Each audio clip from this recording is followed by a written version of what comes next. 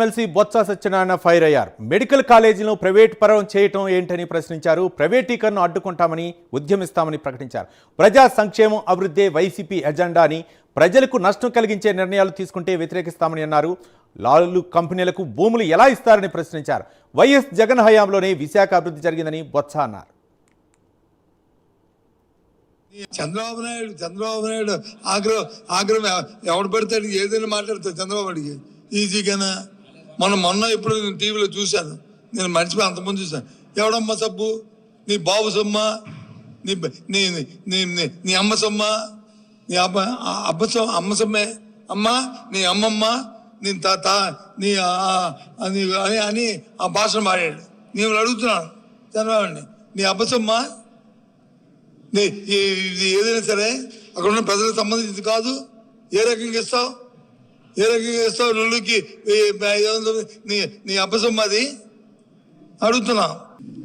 ముఖ్యంగా ఈ ఉత్తరాంధ్ర ప్రాంతానికి సంబంధించిన 6 జిల్లాల తాలూకా అంశాలే కాకుండా రాష్ట్ర వ్యాప్తంగా మా పార్టీ తీసుకున్న విధానం, నిర్ణయాన్ని ప్రజా సంబంధించిన అంశమైన మెడికల్ కళాశాలని ప్రైవేటిజం చేయడం కానీ, ఎందుకంటే అది ముఖ్యంగా ప్రజా ఆరోగ్యానికి సంబంధించిన అంశం. దాంతోపాటు పేద ప్రజలు వచ్చి చదువుకున్న ఆరోగ్యానికి సంబంధించిన మెడికల్ సీట్లకు సంబంధించిన అంశం. ఈ రెండింటికి ముడిపడి ఉన్న ఈ ప్రధానమైన అంశాన్ని మరి మార్కెట్లో పెట్టి వాళ్ళ స్వార్థం కోసం, స్వలాభ కోసం, వాళ్ళ అవినీతి కోసం వాటి నుంచి పీపీపీ మోడల్ అనే అంశాన్ని తీసుకోవడం అనేది ఒక దుర్మార్గమైన అంశంగా మేము తలచి దాని మీద ఇప్పటికే మా పార్టీ నిర్ణయం తీసుకుంది, మా అధ్యక్షుడు నిర్ణయం తీసుకున్నారు.